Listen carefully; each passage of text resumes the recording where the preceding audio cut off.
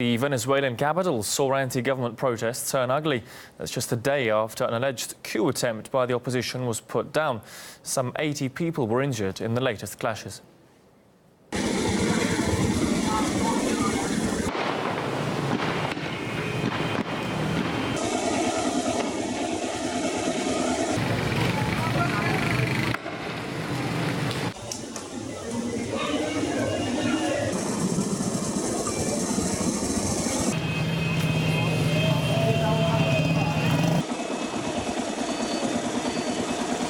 The Venezuelan President Nicolas Maduro spoke at a May Day rally calling for a day of dialogue to be held.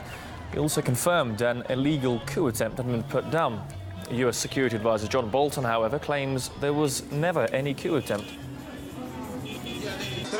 The lies and intrigue that they tried to use against us have failed. The coup attempt has been defeated.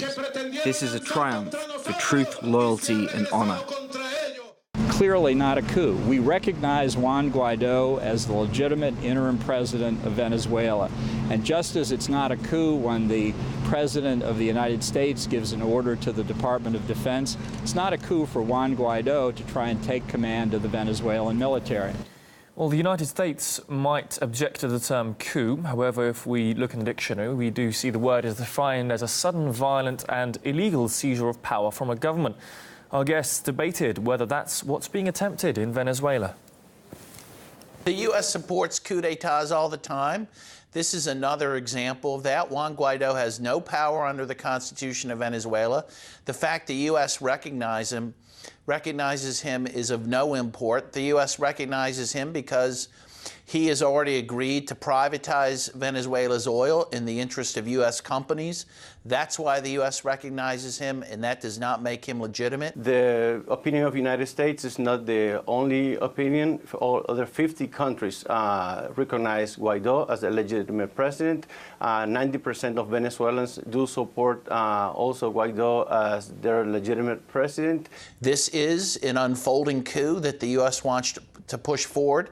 And we have to remember, by the way, the U.S. supported the coup in 2002 against Hugo Chavez, and were reluctant to call it a coup back then. The fact that the U.S. wants to use semantics to cover up what it's doing doesn't change the fact that this is a coup. When people say, you know, a seizure of power, illegal seizure of power, the basic definition of a coup, that's a key element there. It's not illegal because Juan Guaido has legitimate power recognized by the international community, overwhelmingly recognized by the international community and by the Venezuelan people, who goes out in masses. People are on the streets supporting Maduro. That's undeniable. There are people there that support him.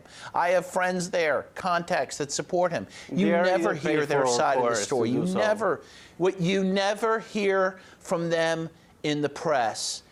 And so you get one side of the story, and that is tantamount to misrepresenting the story. The recent sanctions do not justify that decline in economy, basic economy. And the 3 million plus Venezuelans escaping Venezuela for other countries did not start when the sanctions started. They started way before that. 6 million people voted for Nicolas Maduro last May in a free and fair election that I observed.